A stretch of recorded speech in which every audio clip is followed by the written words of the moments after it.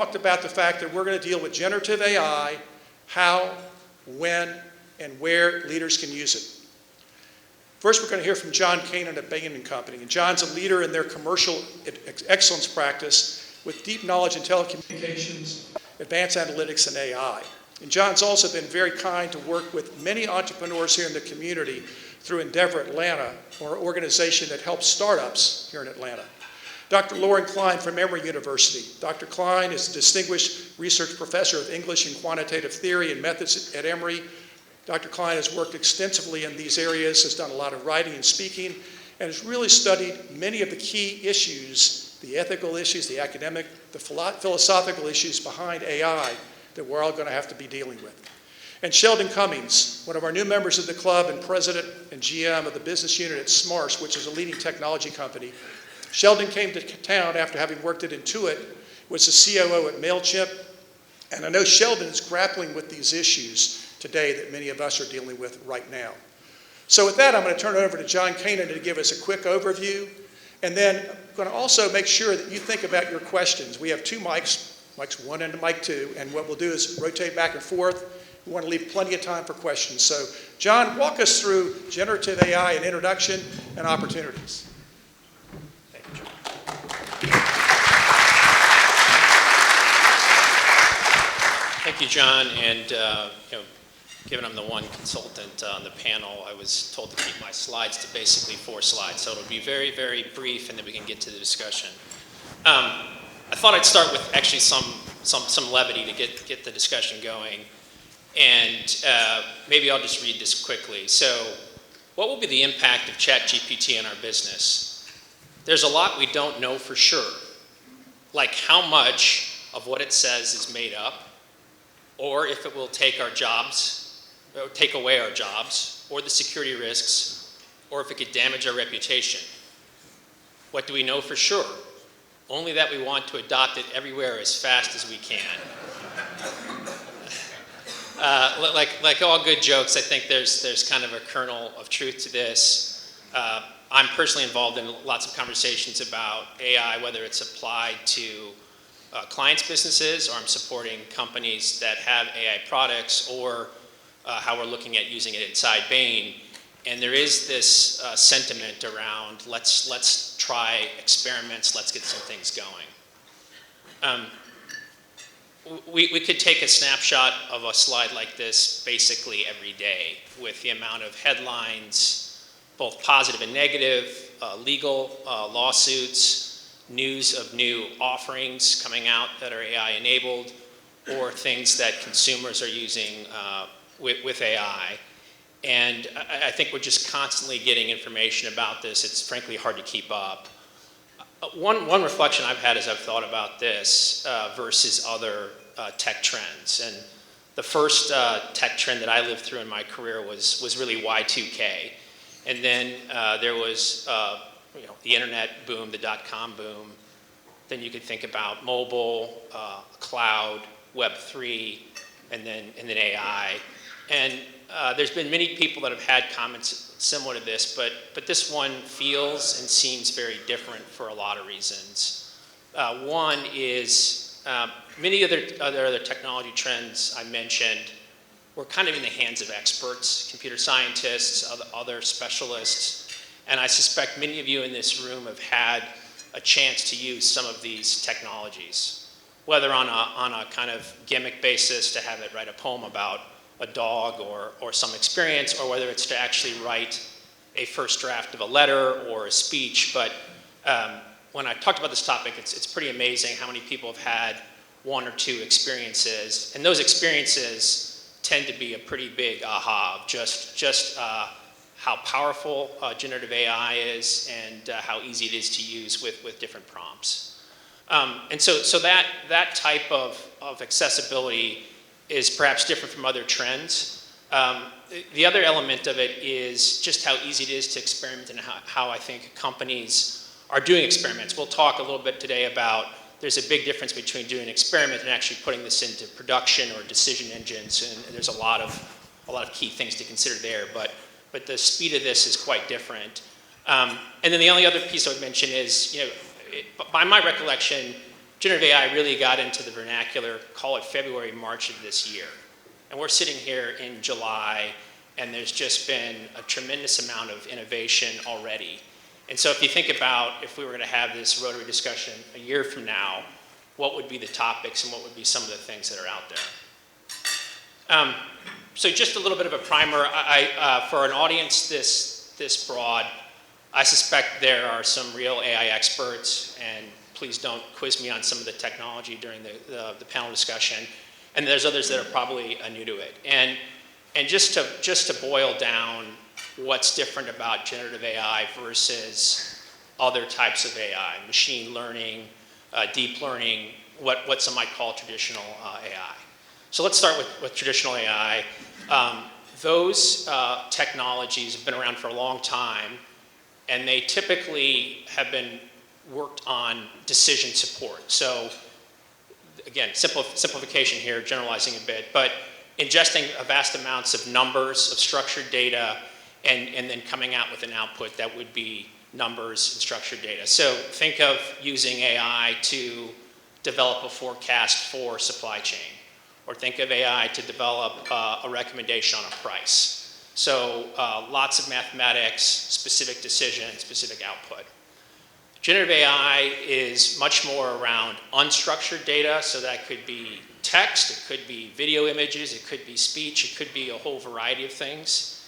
And it actually generates new output, new images. A poem is one example that many of us probably experienced personally, can actually start to do some form of reasoning, meaning I'm asking generative AI questions, it's coming back with an answer, synthesizing a lot of data. And some of the open models have been trained on on the whole corpus of the, the whole corpus of the internet.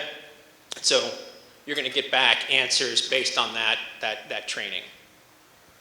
So what does this mean for kind of businesses, and what are some of the things that we're seeing out there or we're seeing with our clients?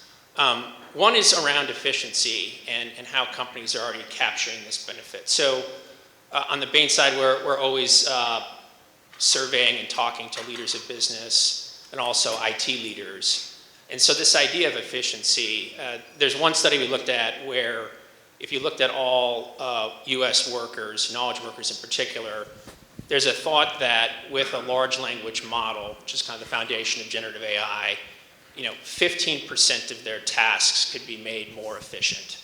Same quality, but 15% efficiency.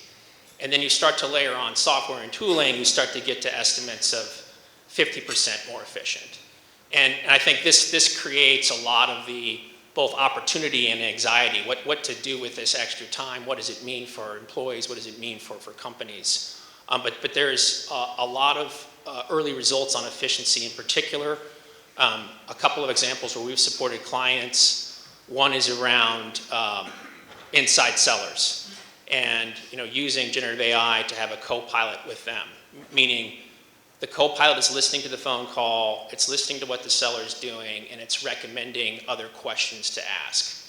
And the way to think about this is there's a lot of sales that's pattern recognition. And so if I had a tool that had the pattern of all the other sellers in my organization, I can get down the learning curve so much faster than having to learn those hard lessons myself. And so in this example, the time from a new seller to move to proficiency was 1/3. So it went from 6 months to 2 months. And so that is one small example, but you start to see just how profound this technology could be. The other one that gets talked a lot about for those of you that are in the software industry would be coding, and even some of the co-pilots today can do 40% of the code is generated by a co-pilot. So again, this creates enormous opportunities for software companies in particular to either generate new features or to think very differently about how much headcount they need. I think it's great news for entrepreneurs, because if you think about launching a business today and you have these tools in your hand, the employees on your team can do so much more. Customization is the next one, really interesting piece here, but lots of different ways to get very specific content. In fact, if you ask OpenAI or some of these tools, you will get different content every time you ask the same question. That's the nature of generative AI. The speed of this is actually, with what the training they've done and the tools that are available on an open source basis, is actually very, very fast in seconds. And then the up-leveling piece ties a little bit to the efficiency piece I was just talking about, which is how do you take employees, if you, again, think of an example where you are ranking your employees A players, B players, C players. What we've seen is with these tools, C players can start to perform like B players. Now, we haven't been able to crack the code of making everyone perform as an A player. There's a lot to it beyond just pattern recognition and knowledge. There's a lot around emotional intelligence, but there's a lot we're seeing right now. And back to where we are in this cycle, we're talking here in July with tools that companies I've been working with have been putting in place now for just a few months. So John, let me go ahead and just ask a question because you've raised some interesting points. And I'm going to ask this question of Sheldon because he's in a company dealing with AI issues. And I think many people in the audience are in for-profit entities, nonprofit entities, civic organizations, key leaders. Sheldon, you have heard the positives and negatives. How should these companies go about developing an AI strategy? And John, come here and join us in your chair, and I want you to then give advice and criticism of what Sheldon says, please. So what do we do, Sheldon? Yeah, friendly panel. So I think as we want the employees in our companies to embrace and engage on new technologies, we have to understand, one, they're engaging with us today in their personal lives. So we all know that people are playing with AI.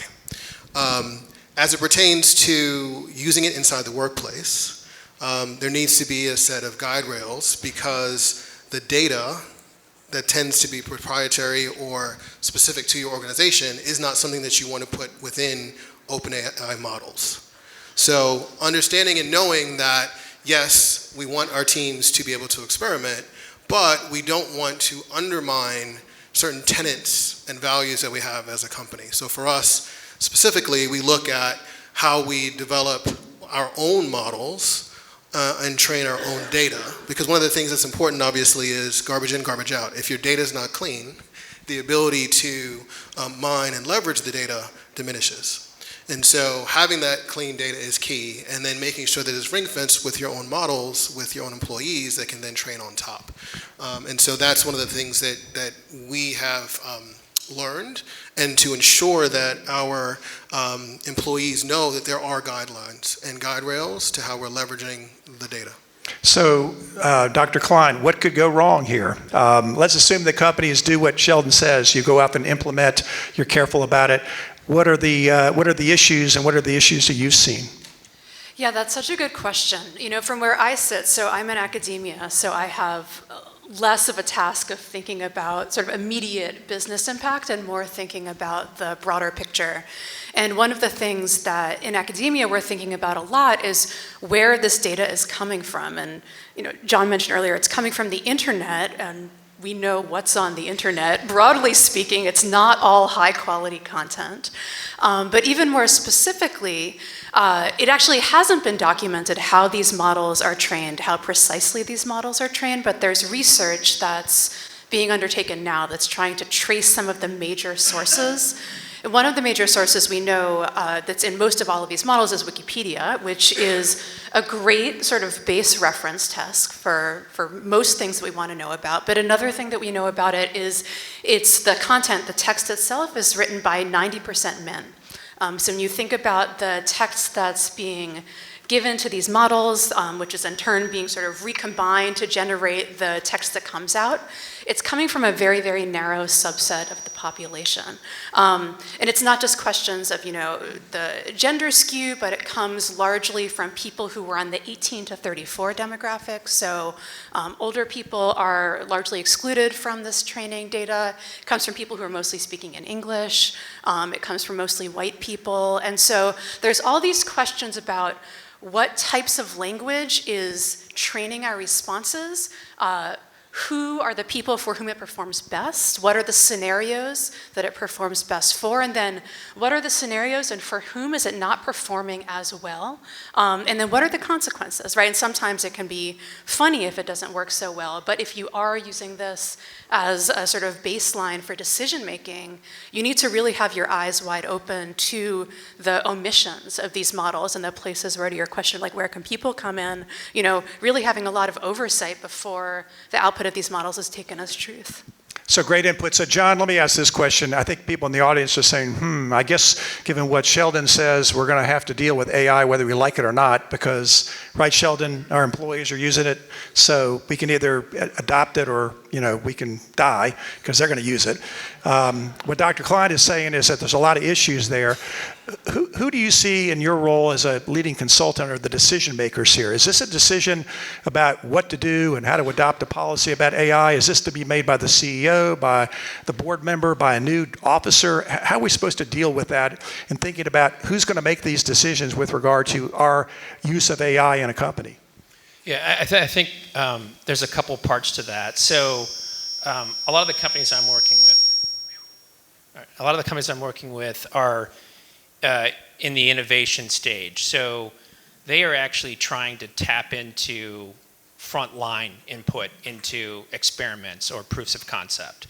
And so what one way this manifests itself is a line of business leader sponsors a committee or sponsors a task force, but they're really reaching into the front lines of the organization, whether that's sellers, whether that's people interacting with customers, whether that's people in a call center, and they're getting their ideas to improve their job or actually delight customers. And the same is true on kind of the software side. How are we going to get these things involved in product development? I think when you get to the topic you're raising, this really touches on what Dr. Klein was also mentioning.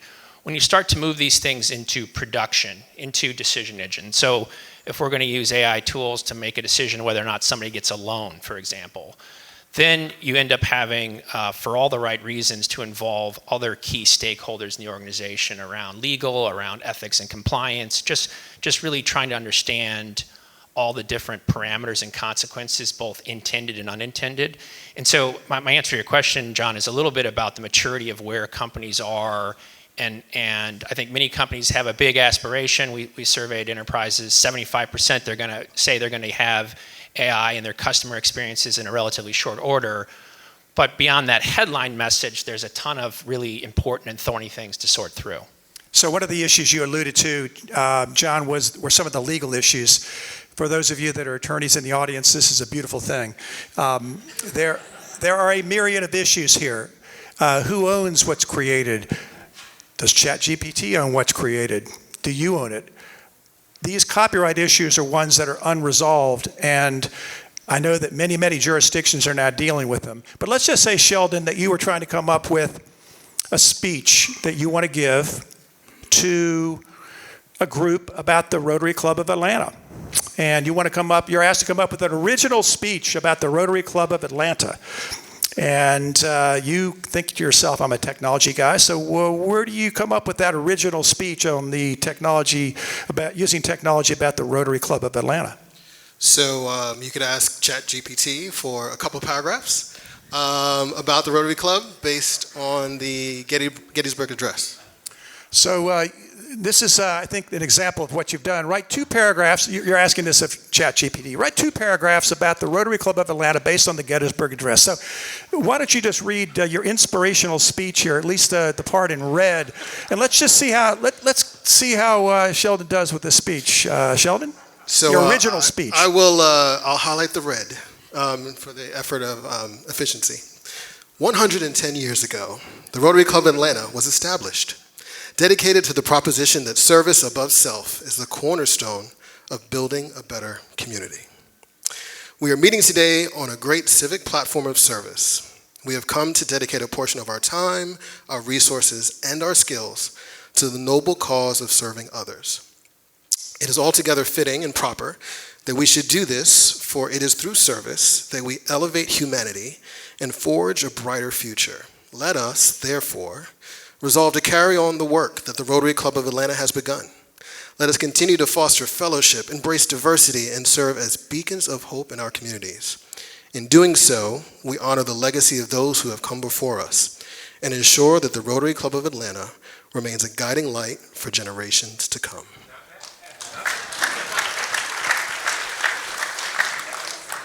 So Sheldon, who owns this wonderful speech that you just prepared? We all do. That may be the answer. We are expecting tremendous amount of litigation in this area. And one of the things, Dr. Klein, that I think you've studied is the notion of regulation in this field and the challenges in that regard. Tell us a little bit about your thoughts, what should happen, and are we going to see regulation? And if so, how do we get any kind of uniformity? Yeah, I mean, I really hope that we do see regulation. One of the issues right now is that the people who are actually making decisions about these software systems are really only coming from 3 companies, and we don't know how they're making decisions. We don't know what their underlying values are. All that we know is they want to capture us, and they've got us. You know, look at us right here. We're using it already. We're giving them our data every time that we have a conversation with them. They capture the questions we ask and keep track of the paths we take, and that improves their software. We need to know, again, you know, what data is going in, how our data is being protected, how the artists and the other producers of this content will be credited or compensated. You know, these are huge questions that you know, are not being answered from the companies themselves. And when you think about the scale, you know, it is going to have to be some large push towards regulation so that these companies are made accountable to the rest of us. So let me pick up on that also. John, this is a question that you may get as a consultant. You're talking to Big Co out there, and they've retained you to give some advice with regard to AI and utilizing AI in the business, and they know it's important. And let's say they're, to use your example, maybe they're in the loan approval area, big company, and they're sitting around the table saying, okay, John, this is great. You've given us some guidance, but we're very worried because people in the workforce have been contacting us saying that they think they're going to lose their jobs. And culture is really, really important for our company.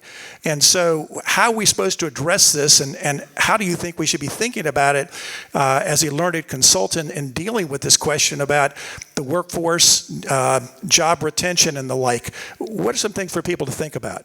Yeah, I mean, again, we're talking here in July with groundbreaking technology that's come out in March and is being applied. You know, and there's some very important regulatory and other ethical concerns, but companies are applying this in private instances. They're using this.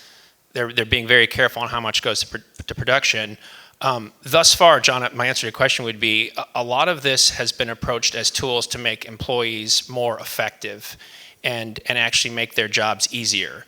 That doesn't mean the question you're raising and the long-term horizon is still resolved, because there's one school of thought that says if all my employees get more productive and as the business grows, I can think a little bit different about how I add headcount as revenue takes off. And then there's the other side of this, which is in many dialogues of, well, if we have these tools, do we need the same amount of people?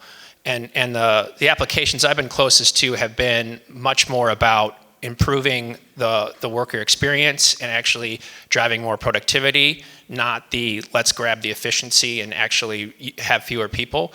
But there will be some companies that no doubt look at this and say, we can get away with fewer people, and we're going to make that decision. So I think a lot of this is going to come to the different postures of the leadership team and where they are in terms of their growth or profitability agenda. I'm sure that next year our next president will be addressing this topic from an even more complicated perspective. But one of the areas that we're also seeing is this concept of deep fakes. And Dr. Klein, maybe you can talk a little bit about deep fakes, and maybe we'll then show an example of some of the issues in this area. What do we need to be worried about there? Sure. So this idea of the deep fake, right? These are images, videos that can't be distinguished from actual reality. I think some of us saw this. There was that image of the Pope in the puffer jacket, right? That was very convincing. I think we have another one here. But yeah, there's a real concern because we have crossed over into this environment where we can't tell. We can't tell what's true, what really happened, and what didn't. And it's a real problem. I'm sorry. I was talking to somebody today about the fact that their deep fakes are actually trying to imitate, for example, your spouse's voice and calls you up and says, oh, by the way, I forgot the password for our bank account. I'm sure some of the bankers in the audience are aware of that. Let's show this video that gives you an idea. The U.S. Senate was recently addressing this issue and show you how easy it is to create a deep fake. And intellectual property law and policy. You and your team have been great partners in pursuing this. If you will indulge me for a moment, Senator, before I proceed with my remarks, I'd like to ask that we play just a little clip of something to frame the challenges of this topic. Made with the permission of all the relevant rights holders. Good lawyer.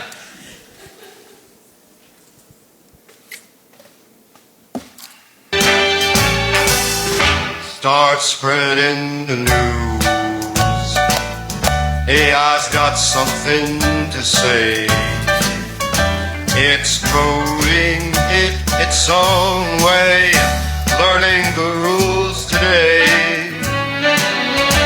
These digital minds, they're making the headlines, creating new sounds and rhymes in a world where tech combines.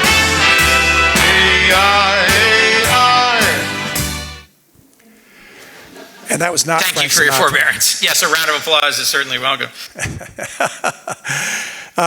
So it gives you an idea of what's occurring in this area. The other element of this that's interesting is that we're now studying, and there are over 100 different laws and regulations that are being taken place that Congress is proposing, that states are proposing. New York, for example, has just proposed a regulation that's passed that limits the use of AI in connection with hiring. The Georgia legislature is also analyzing this area, so we've got a lot of issues left. We want to go ahead and open up the questions, so if you please come to the mics and ask your questions, and as you're coming up to the mics, I'm going to ask Dr. Klein to tell us also the impact in academia and what's happening so that you that have children in school are wondering about it, you that have kids in college, or you that may be involved in teaching in school, what's the use of AI? What are the regulations and restrictions? That is a good question. So I will say, so the first release of ChatGPT took place in the final week of the fall semester, and I was telling my students about it, and I could see in the class the students who were listening to me and going to the website and trying it out, because as I was speaking, you could just see their eyes. They were getting bigger and bigger because they realized, I think before the faculty did, that this would be transformative. I think the big question is, how do we teach students the skills that led to our ability to have this technology and preserve those skills so that it can be used generatively, not generatively, but productively, creatively, with intention and intelligence, and how do we not let these critical thinking skills, these writing skills, sort of winnow away? So I would say the best discussions and policies that are coming out right now are thinking of ways not to ban it, not to penalize students for experimenting with it, because you want students to experiment with new technology and be creative about it, but you want them to be aware of how they need to engage with it, how they need to recognize its uses, but also its limits, how they can make it better, make the text better, make the images better. And I think we're going to, in the best case scenario, see students writing improve, their thinking improve as they recognize how this is a really good template, a good starting point, but it's really their own unique personality and thinking that makes things special. What we have found, a sure giveaway, is ChatGPT's grammar is excellent, and most students' grammar is not excellent. So, Bill Todd. Thank you, President John. My guest today, as you know because you met him, is Dr. Mike Smith. He's a fourth expert in the room, and there may be others in this field, but he's a chump because he pays for his ChatGPT 4. I don't want to pay for it. I'm a believer in Clayton Christensen's theory of the dissemination of innovation, where you come in under market.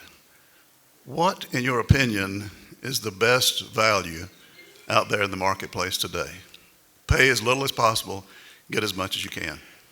So, John, what you're thinking on that is a consultant value proposition, because people don't want to spend a lot of money if they can get it for free.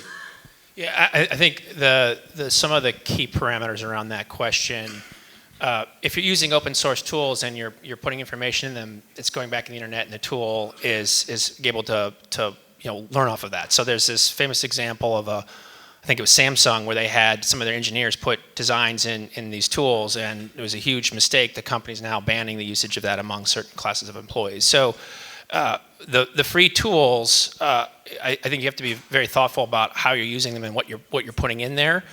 The way that some of the clients I've supported have gotten around that is they have private instances, meaning they're leveraging the large language model, but the data that they're putting in there and training stays inside that company. Now that has a price tag, but there's a real trade-off of free versus the tremendous value sitting in the data of many of these companies. And I think for a lot of really good reasons, companies are looking at that data as an asset and saying we've got to be careful on how much of that is released to the wild, so to speak. Yeah, and just to build on that point, I think that the open AI is called open for a reason. And like many things, in order to get value out, you need to get the investment in. And so ways that we've looked to leverage the scale of something that's open is things like dummy data, right? Where can you use sort of fake data to then run through the models to see if there's efficiency and value, but never ever doing that with the customer or proprietary data. You have to have the investment in both with cleaning the data, having the models, and the training. And a lot of that investment is with the resources from a human capital perspective. Let's go back number 2, and then back 1 and back to 2.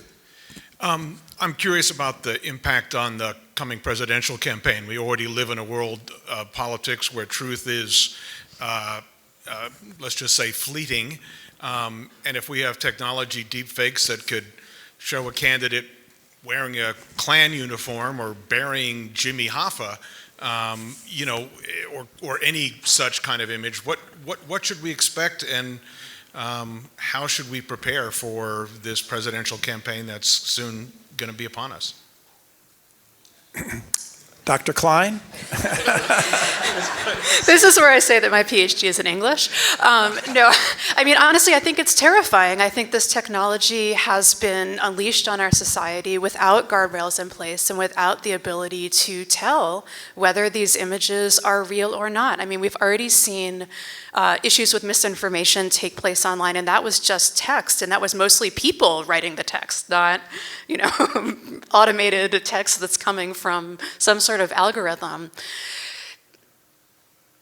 I don't have a great answer except to say that I think so long as this issue remains in the headlines, that this question of making sure that whether the content we're looking at, how it's been ground truthed in some way, where the source that it's coming from, what our vetting practices are, I just think that for now is our best defense, because we don't really have any sort of technical or political solution to regulating this content right now. It's a great question to be even more relevant next year, too. So thank you. Let's go to Mike 1. Thanks, President John. Bill Nordmark. I run a healthcare technology company, and we've actually banned all generative AI in our company. And we keep talking about the speed that it's moving. 1984, the movie Terminator came out. We're actually not too far off from it. My question is, why is the business community not heeding the warning of the people that actually started it, instead of looking at how to use it in their business, to actually stop and say, it is about to control us and our businesses?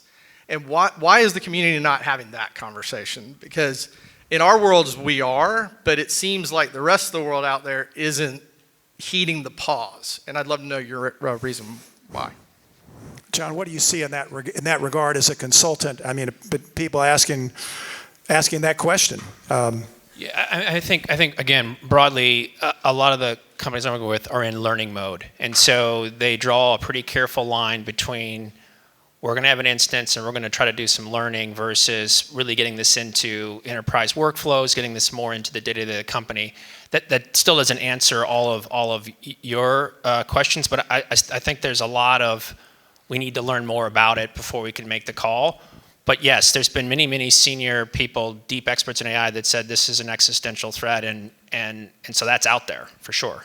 And just to build on that, I think that it's, for us, it's a matter of how we're defining the very specific use cases where we're looking to deploy. So it's not a matter of carte blanche or anything, goes, but it's more about what are the specific use cases where we think it can be helpful. Mike, too. Just trying to get an order of magnitude for the implications. If you were to use the atomic bomb, say on a scale of 1 to 100, that would be 100, and the implications, society, political, espionage, the whole 9 yards, safety, where do you think this stacks in terms of that as an example? Greater than 100, somewhere along the way, and the repercussions of all the things that may happen from a domino effect of misinformation to the whole 9 yards? That's a great philosophical question. I think we need to direct that to our philosopher, Dr. Klein.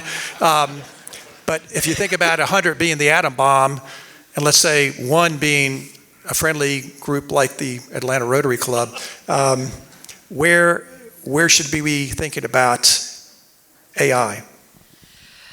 I'm not going to answer your question directly, but I do appreciate what it's asking. I mean, I think I may be able to try to connect it to the previous question about this discussion of the future and, the AI is coming to take us all. And a lot of the really thoughtful pushback that I've seen to that kind of framing about our speculative, not yet extant future is that there's a lot of harm happening right now in this world. There's a lot of inequality right now. There's a lot of discrimination, racism, sexism. These are real world problems that are impacting people now. And instead of hypothesizing about what might or might not happen in the future, we should focus on the issues that we know are real, that we may be able to intervene in if these technologies are intentionally deployed. I don't have the answer particularly to how that should go about, but I do think that it's really important to focus on what we know to be true and happening now, and have that anchor our decision making. Good point. Keith. So, consistent with what you just mentioned, astrophysicist Neil deGrasse Tyson, who many of us listen to, he really downplays the threat. And he argues that the nuclear codes and all of our social security numbers and a gazillion other pieces of information are already controlled by computers and have been for a generation or more. And we're sort of fine with that. And that we are using, and I apologize, using his words, his verbatim, we're losing our shit because this thing can now write a term paper. So where do you all stand in between nuclear apocalypse versus, hey, it's just another technology, it'll have some bumps, but we'll smooth it out over time? That's a good question. Sheldon, you want to just give a quick... Sort of my take on the spectrum between, the term paper and the atom bomb is a narrow range. I think that it's more, again, how is it deployed? And so based on how is it deployed, in our instances, it's much more tame than ending life as we know it. But that's, again, I think there's a lot of conversation that people can have about the magnitude of what can happen. But I do think that it's about how we deploy the technology. I think we have time for 2 more quick questions here. Just one point on that. I mean, just building on that, it's interesting how comfortable many people are asking Siri to do a series of tasks. We have some of these more mundane assistants in our life day to day already, or if you have an Amazon device in your home, you can ask the Amazon device to order you a bunch of stuff, and to your point, it's accessing the credit card, and packages magically show up on your front stoop. So I think the spectrum is actually quite broad, so it's hard to assess where we are, but at least the things that are coming out right now are very much more pedestrian and mundane versus the bigger things. But the question is where do these technologies scale, and that's harder to assess. 2 more quick questions. Can you explain to us a little bit more about these AI platforms and where they reside? Are they so large, does it take so much power that it's at a server farm in Texas? Or is this something that 3 years from now is going to be able to fit on my laptop? Is this a platform like ChatGPT? Is it being managed in any way so that, I'm not allowed to answer that question? I'm not allowed to design a bomb that can defeat all TSA protection measures? Or can somebody right now ask it to do that and it will go do it? Dr. Klein, want to comment? Yeah, sure. So I think it's a both and, actually. So right now, these models are very large. They do exist on server farms, and if you wanted to train up your own, you have to work at Google, OpenAI, or Microsoft. But there's a lot of discussion about how these will become small enough, or that they'll be able to be reduced in size such that you won't need this very, very giant one, and you can run it on your computer. That's definitely happened. That's already in progress. We've already seen some of these technical innovations already. In terms of the sort of the guardrails, this is the really scary part, because right now, how those questions are being prohibited is by people. It's by people largely in the global south who are paid below market wage to read in the input of these questions and say, oh, someone asked that question in this new creative way. Let's not do that anymore. And people cannot keep up fast enough with the scale and the sort of deleterious creativity of people who want to outsmart these systems. And so I do think that these questions about how we ensure that these tools are not used to generate destructive information, that's one of the most pressing ones, because those guardrails cannot scale as quickly as the technology. Two more final questions up here. Number one. Yes, I'd like to mention that there is one very serious issue that seems to be neglected, and that is the increasing ignorance of Americans about the world and America's role in it. This is directly related to the fact that for generations, we have neglected in this country the study of social studies. So the average American today is completely ill-equipped to handle an interconnected world and a rapidly changing world in which we live. Because in order to do that, you have to understand the history, culture, religion, economics, politics of society. And these countries are different in many ways. And we are making no efforts, we're not making serious efforts in this area to change the situation. As a matter of fact, the social studies curriculum has been in decline at the expense of an expanding STEM curriculum, which is now very seriously presented in middle schools, high schools, and universities. Peter, So you the raised average some great questions, and I think those are questions that are going to be very important. We need to make sure next year on this panel that we address this question about how ChatGPT covers the broad spectrum. And quite frankly, a lot of what's in ChatGPT and generative AI, to your point, is coming out of the United States. So we're not getting that international componentry that we'd like to get. Now, one of the things I'd like to do real quickly is to just summarize a few items here. And Lonnie, I apologize. I want you to keep that question afterwards to come up and talk to the panel. What are our takeaways today, leadership lessons? Have a proactive plan for AI. I think, Sheldon, you talked about that. Bring together a group of cross-functional leaders to determine the best next steps. 2, experimentation is always good. John, you pointed that out. Experimentation, not necessarily making the decision, but experimenting. Be nimble. I think that's something, Dr. Klein, you talked a lot about. The space is evolving. We got to keep track of it. I'll put a plug in for lawyers. Talk to your lawyer. Make sure you're staying within the bounds of the law. It's changing all the time. And finally, an interesting point that Dr. Klein raised is this last point is a leadership lesson. Atlanta can play a leadership role in the national conversation about AI. We firsthand have social, political, economic issues that are unfolding here in Atlanta before they reach the national stage, and we can use that experience, our history, and our diversity to guide these new conversations about AI uses and its potential harms. So look for these leadership lessons on our website. Let's give our panel a hand.